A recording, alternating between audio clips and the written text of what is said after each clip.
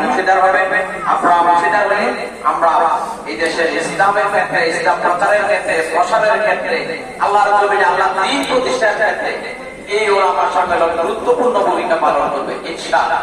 আমাদের চাহিদা একটাই, আল্লাহর জমিনে আল্লাহ দ্বীন প্রতিষ্ঠা হোক। আমাদের চাহিদা একটাই, কোরআনের সমাজ প্রতিষ্ঠিত হোক।